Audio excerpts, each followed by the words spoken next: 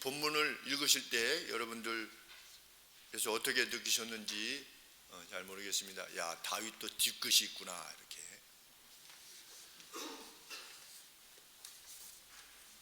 사람은 자신의 수준에서 성경을 보려 합니다.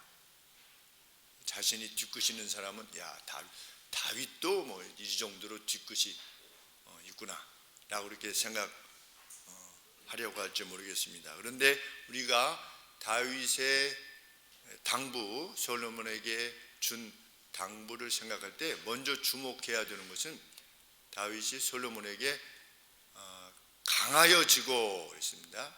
강하여져라. Be strong. 강해져라 내 아들아. 그리고 사내다워져라. 네가 장부임을 드러내라. 지금 요압 그리고 시므이를 어떻게 하라고 하는 말을 솔로몬에게 하기 전에 다윗이 먼저 행한 말은 강하여지고 사내다워져라 라고 하는 말이라는 것입니다. 그러면 어떤 점에 있어서 강하고 사내다워져야만 하는가? 하나님의 율례와 법도를 지키는 점에 있어서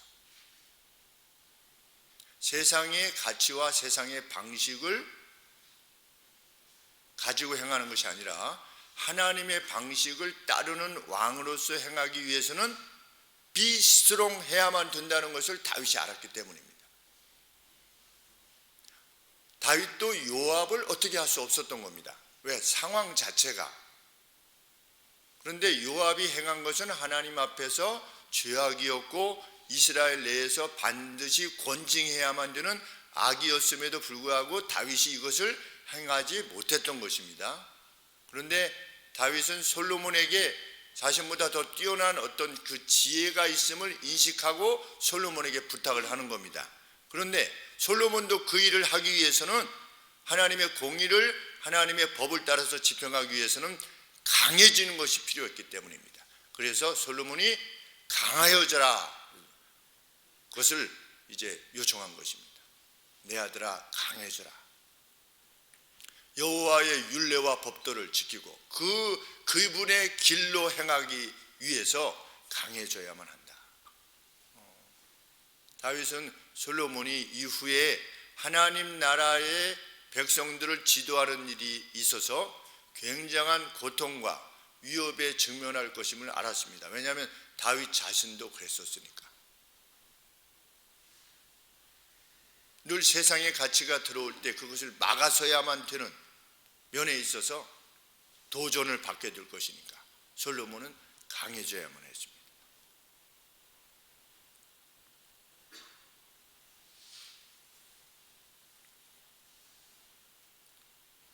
그럼에도 그것이 참 벅찬 아들에게 참 그것이 벅찬 일이었음에도 불구하고 대충 살아라 이렇게 하지 아니하고 솔로몬아 나는 이렇게 힘들게 참 견뎌왔지만 너무 그런 일에 깊숙이 관여하려고 하지 마. 잘못하면 다쳐 라고 이렇게 말하지 않고 강해져라 라고 하는 이유는 하나님의 율례와 법도를 따르는 길이 성공을 보장하는 길이었다고 하는 것을 다윗이 확신했기 때문입니다. 내가 어디로 가든지 성공할 것이기 때문이다 이렇게 말하고 있습니다.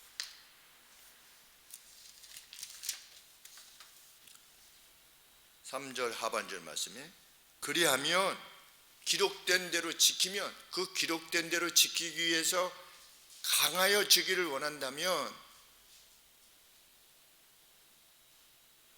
내가 어디로 가든지 내가 행하는 그 무엇에 있어든지 네가 형통할 것이기 때문이다. 성공할 것이기 때문이다. 그렇기 때문에 그 벅찬 일이요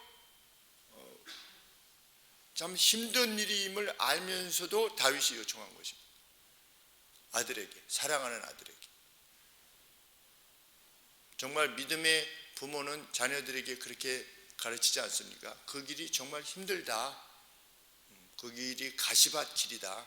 그렇지만 가라. 그 길 뒤에 정말 하나님의 돌보심이 있다는 것을 네가 확인하게 될 거다. 우리 자녀들한테 그렇게 가르치지 않습니까? 다윗도 그렇게 가르친 것입니다.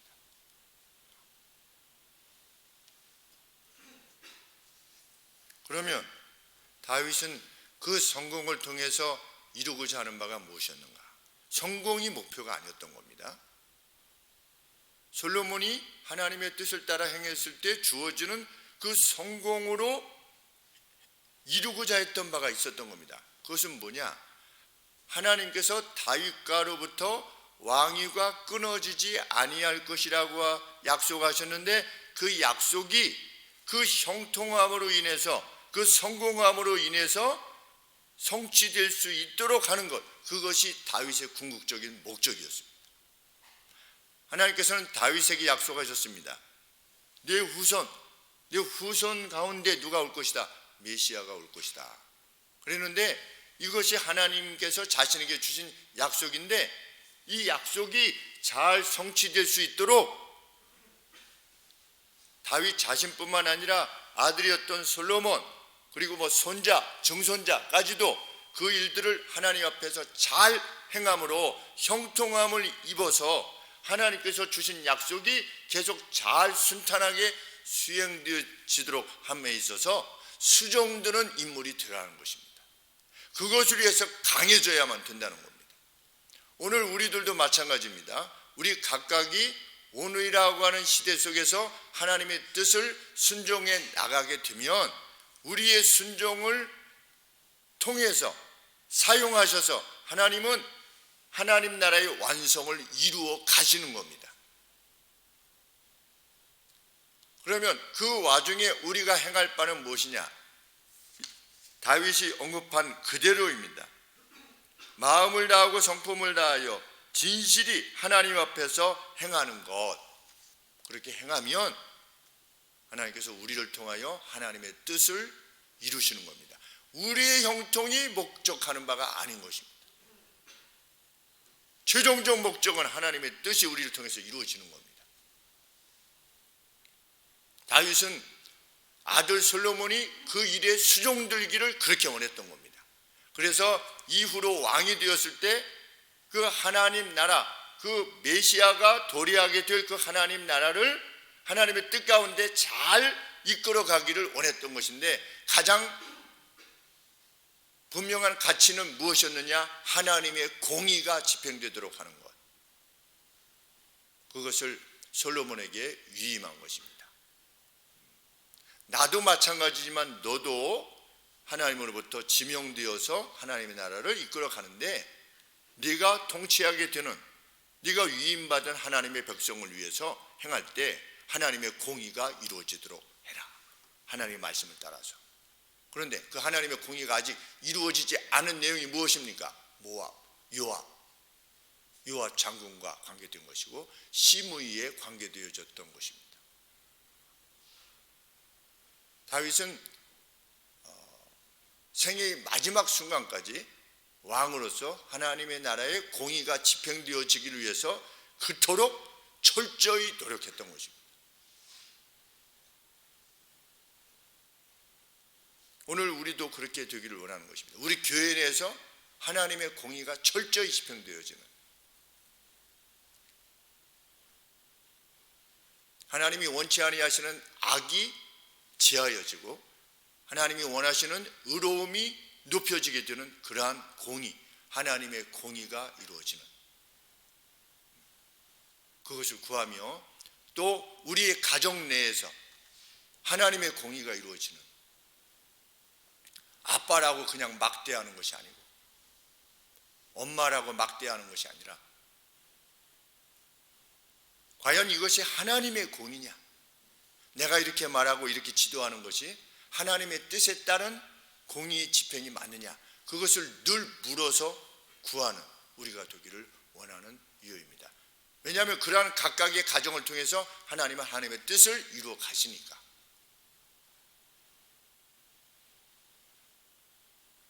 그래서 4절 말씀에 다윗은 솔로몬에게 이렇게 말합니다. 너의 순종을 통해서 하나님의 약속이 실현되도록 해라. 빛나는 말입니다. 하나님은 약속을 주셨는데 너의 순종을 통해서 그것이 실현되도록 네가 수종들어라. 하나님 편에서의 약속은 분명한 것이기에 이제 약속 실현을 위해서 남은 것은 우리들의 순종이다. 하나님은 하나님의 뜻대로 이루어 가실 거다. 우리로서 행할 바는 무엇이냐? 그 하나님의 뜻에 수종드는 자로 사는 것이다. 그에게 영광이 있을 것이다.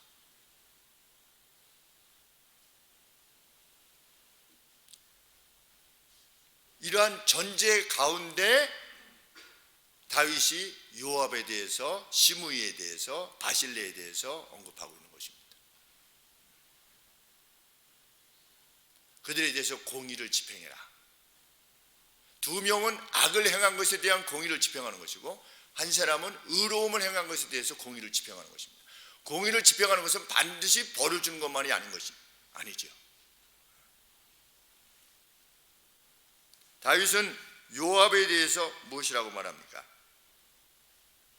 5절 말씀에 수르야의 아들 요압이 내게 행한 일 곧 이스라엘 군대의 두 장관 네리의 아들 아브넬과 에드리앗을 아마사에게 행한 일을 내가 알거니와 저가 저희를 죽여 태평시대에 전쟁의 피를 흘리고 전쟁의 피로 자기의 허리에 띈 띠와 발에 신은 신에 묻혔으니.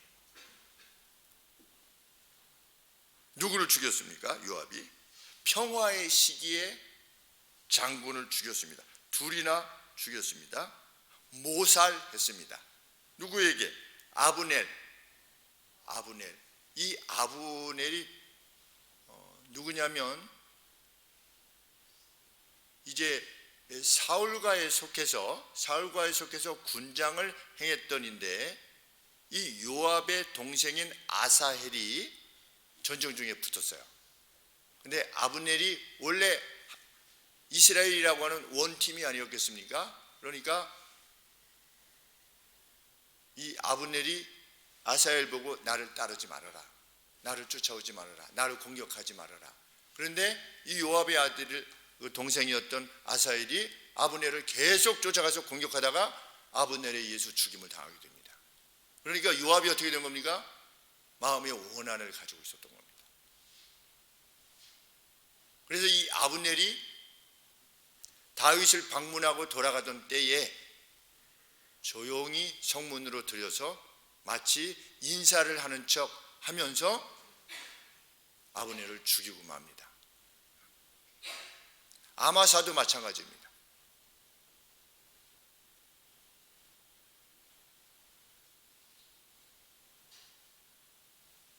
아도니아가, 다윗의 아들 아도니아가 이제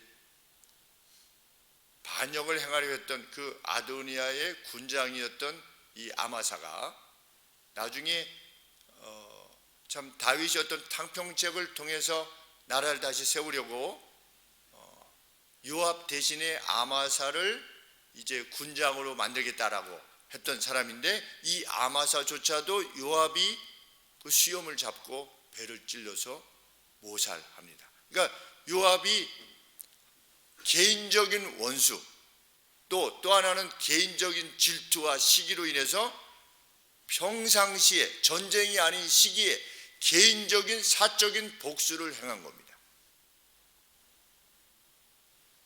그런데 이 요압의 위세가 강했고 군대 장관으로서 잘못하면 쿠데타가 일어날 수 있는 것이죠. 다윗조차도 그러한 시기를 살았다고 하는 것을 알게 됩니다.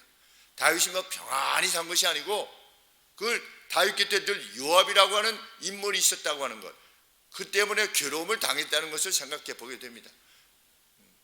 역사는 그렇게 뭐 선왕은 딱 그냥 행복만 있고 악한 왕은 뭐 그냥 불행만 있고 이렇게 된 것이 아니라 우리 일생이 그러하듯이 선왕이었던 다윗 역시 그러한 괴로움 가운데 공의를 집행할 수 없는 그러한 가운데 있었던 겁니다. 아마사를 죽였을 때 또 어떻게 할 수 없었던 것은 그때 당시에 베냐민의 한 인물이 다윗하고 대적하고 있었어요. 그러니까 만약에 요압을 죽이게 되면 이 베냐민 지파의 인물로 인해서 어떤 그 자중질환을 먼저 일으키게 되면 이 베냐민 지파를 맞설 수가 없었던 것입니다. 그런 상황 가운데 요압을 그대로 둘 수밖에 없었던 것입니다.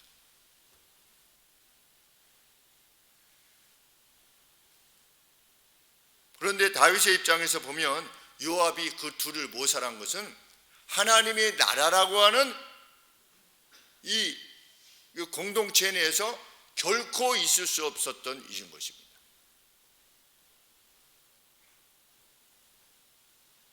반드시 건징해야만 했던 것입니다. 개인적 복수를 하는 것은 하나님 나라에서 이루어질 수 없는 것이기 때문에. 그래서 교회 내에서 성도님들이 계신데 성도님 누가 그 누구에 대해서 어떤 좋지 않은 감정을 가지고 있다. 이것은 공의가 아닌 겁니다. 누가 꼴 보기 싫다. 이거는 공의가 아닌 겁니다. 어떤 상황이 될 때 시기를 한다든지 아니면 상대의 명예를 떨어뜨리려고 한다든지 이런 상황이 발생하면 그것은 반드시 건징되어야만 되는 이유인 것입니다.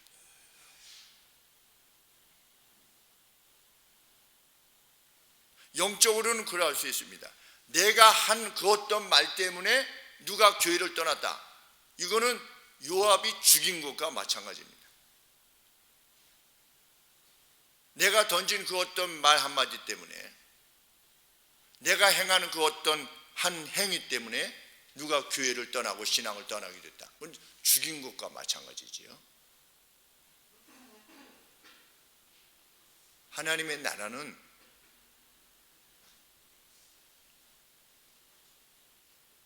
그러한 영적 살해가 결코 있어서는 안 되는 곳이라고 하는 것.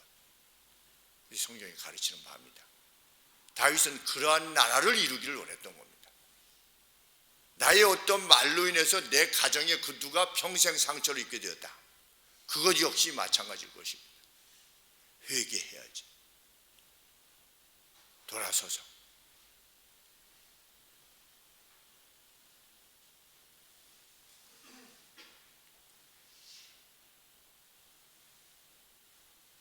동일한 이유로 다윗은 시므이에 대해서도 언급하고 있는데 8절 말씀에 바울인 베냐민 사람 게라의 아들 시므이가 너와 함께 있나니 저는 내가 마하나임으로 도망할 때 압살롬의 반역으로 인해서 도망할 때 요단 동편으로 도망할 때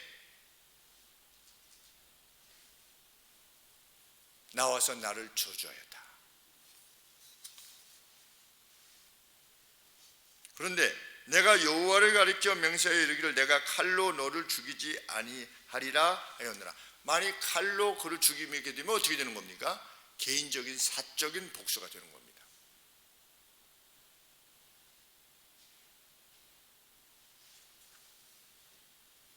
예전에 다윗이 나발을 치러 가지 않았습니까? 나발이 자기를 모욕했죠. 그래서 치러 갔다가 나발이 아니었던 아비가일이 나와서 당신이 만약에 우리 남편을 치게 되면 그것은 무지한 자의 피를 흘리는 겁니다. 모욕당했다고 해가지고 우리 모욕당하면 어떻습니까? 그 누구한테 모욕을 당했다고 같으면 우리도 복수하고 싶죠. 우리 인간들이 다윗조차도 그랬으니까. 네 아버지 이름이 이새라며 이렇게 말을 들었을 때 보복하고 싶죠. 그것이 말이든 뭐 어떤 힘이든 그것을 통해서. 그래서 다윗도 나발을 치러 갔을 때 아비가일이 그건 무지한 피를 흘리는 것입니다 라고 했을 때 다윗이 돌아섰죠. 왜? 그것은 사적인 복수일 뿐이니까. 그것은 공의의 집행이 아니었던 것입니다. 이 시므이가 도망가고 있던 다윗에게 나와서 막 저주했을 때 다윗이 많이 죽였다면 그것은 사적인 복수였던 것입니다. 그러므로 다윗은 내가 너를 죽이지 아니할 것이라고 맹세한 겁니다. 하나님의 이름으로. 그러나 뒤에 뭐라고 말하고 있습니까? 9절 말씀에 저를 무지한 자로 여기지 말지어다. 왜? 하나님의 이름으로 기름 부음을 받은 왕을, 기름 부음 받은 자를 저주함으로 하나님의 이름을 욕되게 했기 때문에, 사울이 다윗을 죽이려고 했지만 다윗이 기회를 얻었음에도 불구하고 죽이지 않았던 이유가 무엇입니까? 여호와의 기름 부음 받은 자였기 때문에 죽이지 못했지요. 하나님의 이름이 그렇게 높임 받으셔야만 됐기 때문에, 어디에서는, 이스라엘에서는, 하나님의 교회에서는 하나님의 이름이 그렇게 높임 받으셔야 되기 때문에 사적인 복수를 행할 수 없었던 것입니다. 그럼에도 불구하고 하나님의 공의는 집행되어야 된다는 것입니다.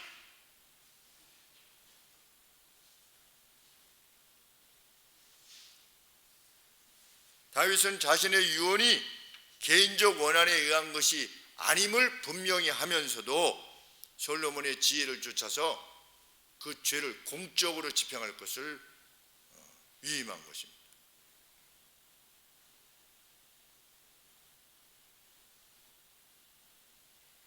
악에 대해서만이 아니라 다윗은 의로움에 대해서도 하나님의 공의가 수행될 것을 솔로몬에게 부탁합니다.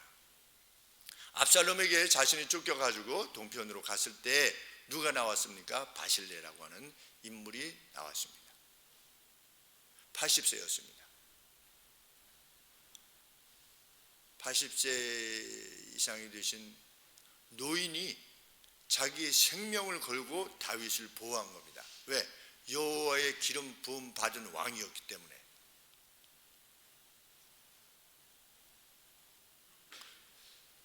그냥 보호했나 보다가 아니지요. 쿠데타가 일어났습니다. 그래서 쫓겨온 왕을 보호하게 되면 어떻게 되는 것입니까? 잘못하면 자기 가정뿐만 아니라 친족들까지, 사돈의 팔촌까지 다 멸절되게 되는 그러한 위험에도 불구하고 바실레라고 하는 인물이 다윗과 다윗의 일행을 공개했던 겁니다. 서포트한 것입니다. 먹을 것을 주고, 그리고 영접하고 자기 생명을 건 것입니다. 의로움을 위하여, 하나님의 의로움을 위하여.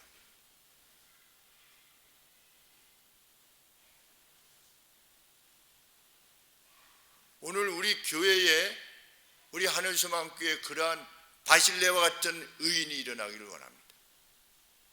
실로 하나님 나라에 하나님의 이름을 위해서 자기의 생명을 바치기까지, 자기 목이라도 내어놓을 정도로. 브리스길라와 아굴라처럼. 왜? 하나님은 공의 하나님이시라. 그에게 갚으실 것이니까. 그 영예로 갚으실 것이니. 바실레라고 하는 인물은 오고 가는 모든 시대에 영원히 영광을 받게 될 것입니다. 우리도 바실레라고 하는 인물을 알게 되지 않습니까? 지금부터 약 3000년 전 인물입니다. 3000년 전 인물에 대해서 우리가 바실레라고 하는 노인이지만 비스트롱 하셨던, 강하였던, 바로 이 바실레 같은 인물이 강했던 인물인 겁니다. 죽음을 각오하고 스트롱하게 된 것이죠. 무엇을 위해서? 하나님의 뜻을 이루기 위해서. 사나이다움이라는 것은 무엇이냐? 무슨 근육질이 이런 것이 아니라 결단을 하는 것입니다. 하나님의 뜻을 위해서 결단하는 것입니다.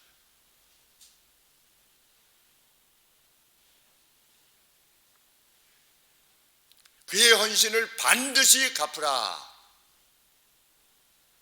이미 다윗은 바실레 보고 같이 가자고 그러니까, 내가 지금 가서 무슨 음식 맛을 보겠습니까?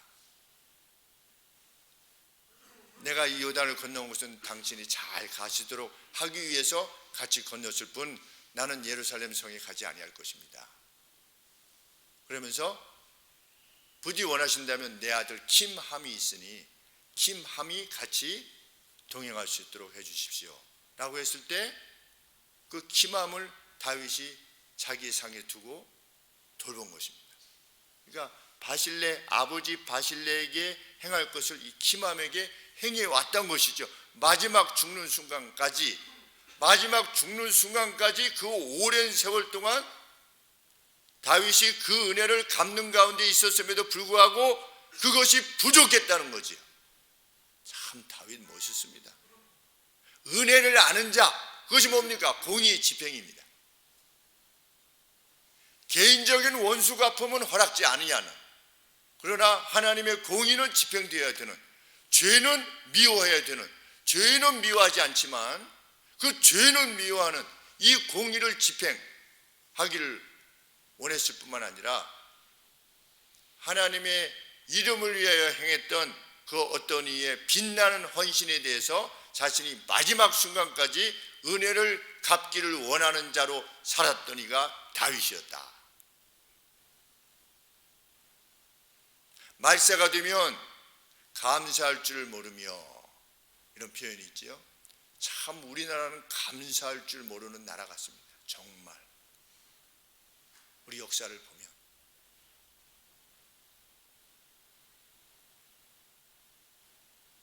우리의 자유를 위해서 3만 5천 명이 죽었죠. 미국만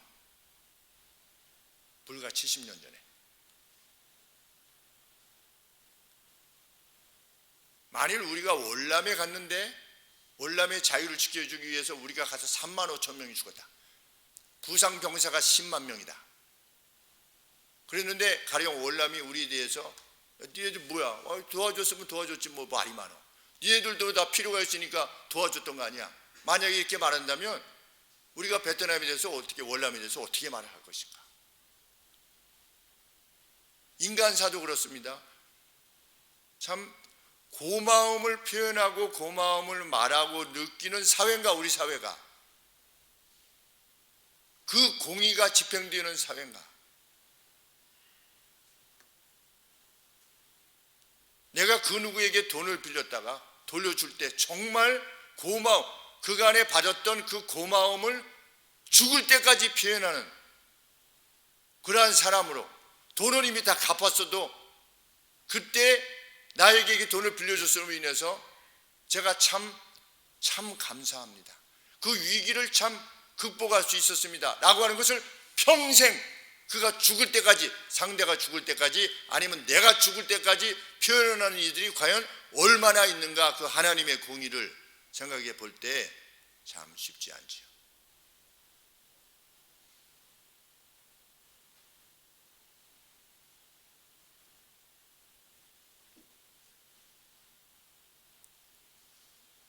우리 자신은 그러한 차원에 있어서 공의를 생각할 때 그 누구에게 고마움을 계속해서 표하고 있는가? 그런데 뭐 심지어 부모님에 대해서조차도 고마움을 표하지 않는 세상이 되었으니, 자기의 생명을 잊게 하고 마른 자리 진자리 가라 미시며, 젊었을 때는 정말 부모님이 온 힘을 다해서 모든 재물과 모든 시간과 모든 건강을 다해서 자녀들을 키워놓으면 나중에 자녀들이 부모님한테 조금 뭐 제공하는 것조차도 그렇게 아깝게 여기고, 뭐 저야 이 부분에 있어서는 정말 드릴 말씀이 없습니다. 뭐 부모님한테 지금도 받아 쓰는 주제에 뭐 이런 말씀을 드리는 것이 참 죄송스럽기도 하지만, 정말 그 고마움의 표현이라고 하는 공의의 집행, 우리 앞서 살아낸 우리 이전 세대들에 대한 어르신 성도들이나 또 어르신들에 대한, 이 땅의 어르신들에 대한 그 감사.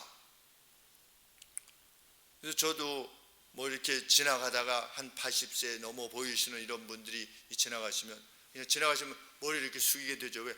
그런 시대, 그 험악한 시기를 살아내셨기에 오늘 우리가 있으니까. 일제시대에 감당하셨죠. 6.25 시기를 감당하셨죠. 그 격동의 시기를 감당해 내셔서 그 살아내셨기 때문에 그래도 오늘 우리가 있다고 하는 사실에 대해서 정말 고마움을 느끼는 우리 시대요, 우리의 세대인가? 하나님의 공의는 그렇게 집행되고 있는가? 우리는 누구에게 그 어떤 고마움을 피하고 있는가? 이 사회에 대한 고마움을 과연 피하고 있는가? 헬 조선이라고 하는 것인가? 아니면 고마움을 말하는 것인가?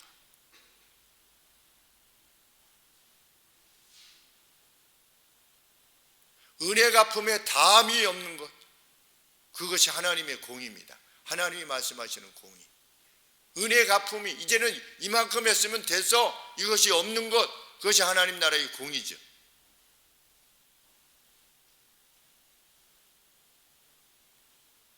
다윗은 그렇게 하나님 나라의 공의의 집행을 위해서 마지막 순간까지 필사적 노력을 기울인 것입니다. 과연 성군답습니다. 성군. 솔로몬이 아비 다윗에게 받은 것은 부탁이 아니라 사명이었던 겁니다. 하나님의 공의로 나라를 다스려라. 그러니까 이후에 솔로몬이 네가 무엇을 원하느냐라고 했을 때 솔로몬이 무엇이라고 답했던 것입니까?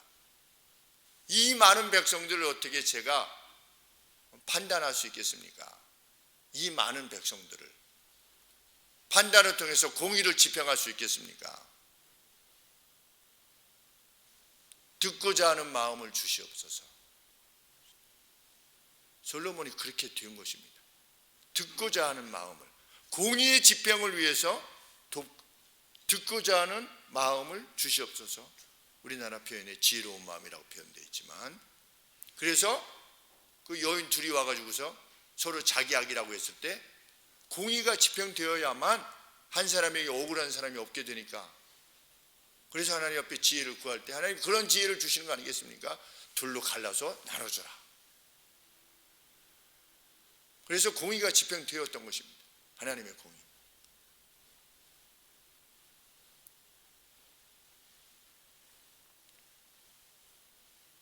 솔로몬은 이 같은 다윗의 아버지 다윗의 말을 통해서 왕으로서의 자신이 무엇을 목표로 하는 것인가를 알게 되었을 것입니다. 더욱 확신하게 되었을 겁니다.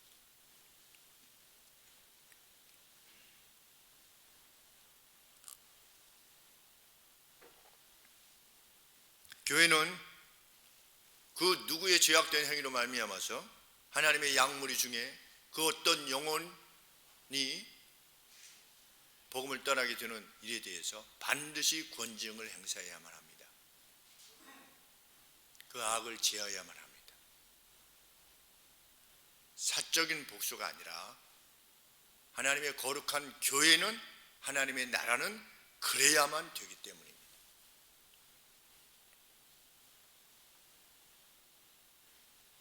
이것을 위해서는 스트롱해져야만 합니다. 저만이 아니라 여러 성도님들도 함께 스트롱해져야만 됩니다. 세상의 가치가 교회에 들어오지 못하게 하기 위해서 반발이 있을 수 있기 때문입니다. 각 교회마다 이제 교단들 내에서도 반발이 있기 시작하지요.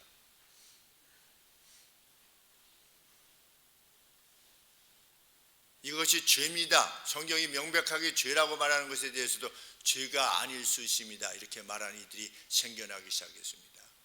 그래서 맞서 싸우고 있는 중입니다.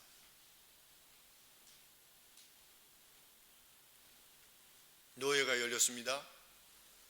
최종적으로 동성애가 죄가 아닐 수 있다라고, 다양한 해석이 가능하다고 한 분에 대한 권징을 행사하기 전에 마지막으로 그 입장을, 사실을 확인하기 위해서 오늘 저녁 5시에, 오후 5시에 전직 노회장들하고 현 노회장 목사님하고 서기 목사님이 일산에서 모여서 최종적 만남을 갖기로 했습니다. 그런데 노회장 목사님이 전화를 안 받으셔서 혹이나 못 가시게 될까 해서, 만약에 못 가시게 되면 부노회장인 제가 가겠다. 그러면 가서 대화를 나누기가 매우 껄끄럽겠죠. 왜? 권징을 요청한 사람이 저니까. 그 권징은 제명 및 면직입니다.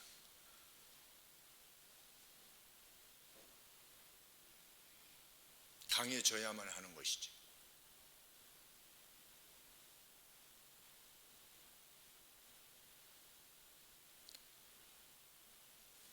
노회장 목사님께서 가시겠다고 전화를 주셔서 제가 결국은 가지 않게 되었지만 그 뜻에 있어서는 변함이 없는 것입니다. 하나님께서 말씀하신 명백한 죄에 대해서 그것이 죄가 아니라고 하는 일을 교회 가운데 노예 가운데 용납하는 것은 결코 합당치 아니하는 것임을 밝혀야만 되는 것. 그것은 정말 스트롱해야만 되는 일입니다. 실로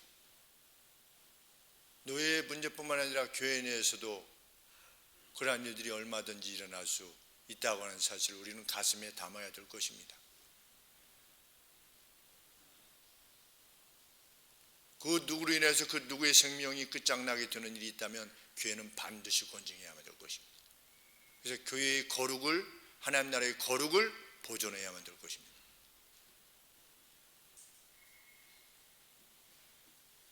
또한 의로운 행실에 대해서 교회가 돌아보는 것 역시 우리가 이 말씀에 비춰볼 때 더욱 힘을 다해서 행해야만 되는 일임을 알게 됩니다.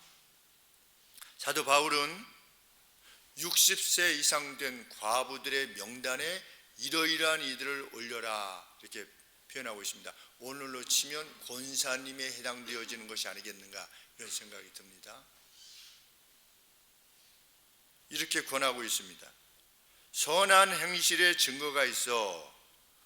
젊은 날 어떤 여성분이 지금은 60세 이상 과부신데 누군가 도와주지 않고서는 그 생을 이어갈 수 없는 어떤 그 상황에 처해 있는 그 누구인데 젊은 날 선한 행실의 증거가 있어 혹은 자녀를 양육하며 혹은 나그네를 대접하며 혹은 성도들의 발을 씻기며 혹은 환난당한 자들을 구제하며 혹은 모든 선한 일을 좇은 자를 과부의 명부에 올려 교회가 돌아보라.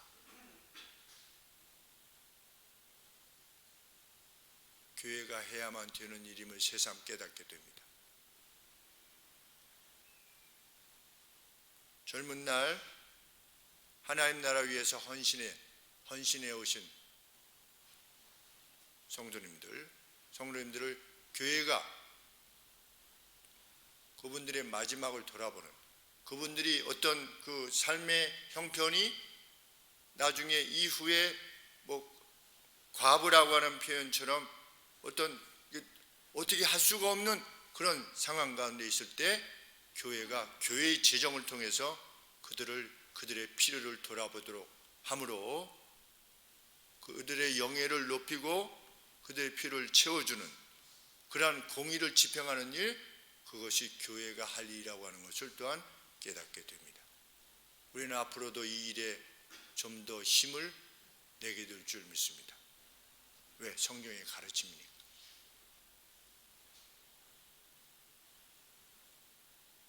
사도 바울은 로마서 16장 1절에서 베베라고 하는 여성도님에 대해서 이렇게 말씀하고 계십니다. 그 여인은 여러 사람과 나 자신의 보호자가 되기 위해서 이제 가난하게 되었던 것 같습니다. 베베라고 하는 인물이. 그러니까 교회 성도들을 돌아보고 사도 바울의 사역을 돌아보기 위해서 풀로 서포트하는 바람에 가난하게 된 것이지. 참. 그렇게 되었을 때 그 자매를 합당한 예절로 영접하고 그 영예를 더 높이라는 겁니다. 교회가, 로마의 교회가. 그리고 무엇이든지 그 자매에게 소용되는 바를 교회가 제공하라 이렇게 되어 있습니다. 그래서 우리가 수년 전에 한 9년 전에 저쪽에서 우리 보상 받았을 때 과거에 헌신해 왔던 성도 둘이 어려움을 겪으셨을 때 우리가 보상 받은 것 중에서 5천만 원을 한 성도님에게 제공했고 2천만 원을 한 성도님에게 또 제공해서 그들이 다시금 그 어려운 시기를 극복할 수 있도록 훨씬 더 많은 것을 교회를 위해서 헌신했었지만 우리가 교회가 할 수 있는 것이 그 힘이 그 정도밖에 되지 않기 때문에 우리가 그 일을 감당했었는데 그것이 교회 역사에 있어서 정말 기쁜 일이 아닐 수 없습니다. 그것이 하나님의 공의의 지평이라 믿습니다. 그래서 그 어려운 시기를 잘 감당하고 행복하게 살아가고 있는 모습을 볼 때에 참 얼마나 기쁘고 감사한지 알 수 없습니다. 누구에게 젊은 날 선한 행실로 그것을 행했던 이들을 교회가 높이라.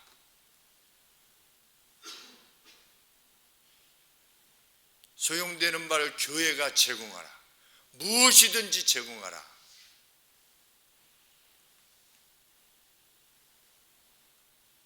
그래서 교회는 장로님이면 장로님, 권사님이면 권사님, 집사님이면 집사님의 그 헌신에 합당한 직분이 주어질 수 있게 되기를 위해서 기다리고 준비하고 그것이 어떤 타이틀로서 주어지는 것이 아니라 그가 젊은 날 행했던 앞선 시대에 행했던 하나님 나라에 행했던 위에서 행했던 그 바들에 걸맞는 합당한 직분에 이룰 수 있도록 온 교회가 힘을 다해야 되는 이유가 바로 그것입니다. 그래서 그분들이 가령 예를 들어서 그 헌신으로 말미암아 어떤 권사의 직분에 이르고 장로의 직분에 이르렀었는데 그 헌신하시던 분이 나중에 어려움을 당했어요. 그러면 교회가 어떻게 해야 되느냐? 그가 필요로 하는 모든 것들을 제공하는 것입니다. 왜? 그 직분 자체가 헌신에 대한 표일 수 있을 때는 그것이 모든 성도들에게 가능한 것이 되기 때문에.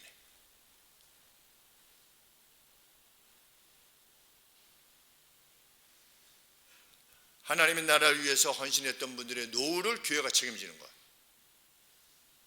이런 차원에서 보면 우리 노회에서도 은퇴 목사님들 열심히 사역했으나 참 성도님들의 교회가 은퇴하신 교회가 그 삶을 서포트하지 못했을 때 참 각 지 교회가 노회비를 이렇게 상회비를 올려서 그 상회비 가운데 노회비를 통해서 그분들에게 필요한 것들을 제공하는 이러한 길을 찾는 것도 우리 교회가 마땅히 해야만 되는 일이라 이렇게 믿게 됩니다. 그래서 늘 말씀드리지만 우리의 목표는 정말 가능하다면 우리 연 예산의 10%를 10분의 1을 노회 상회비로 올려서 그것으로 이런 부분들에 대해서 우리 교회가 참 선도적으로 모범을 보이고 그래서 다른 교회들도 용기를 내어서 이것과 함께 가기를 원하는 것이 참 우리가 추구해야 될 바라 이렇게 믿게 됩니다. 또 뿐만 아니라 선교사님들 돌아오시면 오갈 데가 없게 됩니다. 사역을 마치고 돌아오시면 그 선교사님들의 사역에 대해서도 마음을 두고 기도하면서 준비하는 우리가 되기를 원하는 것입니다. 그것이 하나님의 공의입니다.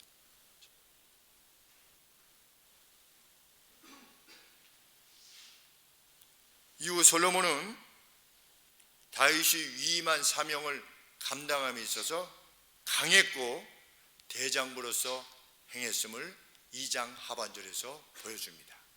그래서 요압이 끝이 났고 시므이가 끝이 나게 됩니다.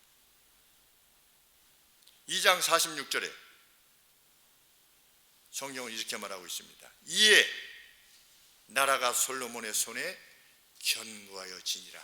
하나님의 공의가 집행되었을 때 하나님께서 그 나라를 견고하게 하신 것입니다. 하나님의 뜻, 하나님의 율례와 법도를 쫓아서 행하기를 용기 내었을 때, 그리고 솔로몬도 안 무서웠겠습니까? 솔로몬도 무서웠겠죠. 이게 어떻게 될 수 있지 않을까 했지만 솔로몬이 행한 것입니다. 용기를 가지고. 그랬을 때 하나님께서 그의 손에 그 나라를 견고하게 하셨다. 우리의 교회가 그렇게 되기를 원하는 것입니다. 우리의 가정이 그렇게 되기를 원하고 죄와 의로움에 대한 공의를 집행하는 점에 있어서 명백한 교회와 가정이 되기를 원하는 것입니다.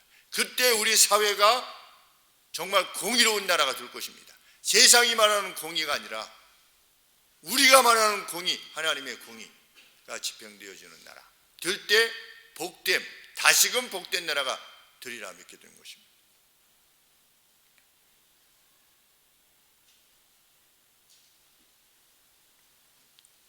열왕기상 10장 17절에 보시면 어느 정도 그 이스라엘이 공의가 집행되어지는 이스라엘이 복을 받았느냐. 은을 돌같이 여겼다. 솔로몬 시대에 은을 돌같이 여겼다. 얼마나 풍성했으면 하나님의 공의가 집행되었을 때 하나님의 뜻이 실현되어지는 교회에 베푸시는 은혜가 어떤 것일 수 있음을 말씀해 주시는 겁니다. 은을 돌같이 볼 수 있는 우리 교회가 되기를 원하는 것입니다. 우리 가정이 되기를 원하고 우리에게 그 길을 주실 것입니다. 뜻을 합하여 함께 나아갈 때 반드시 이루실 것이라 믿습니다. 기도하겠습니다.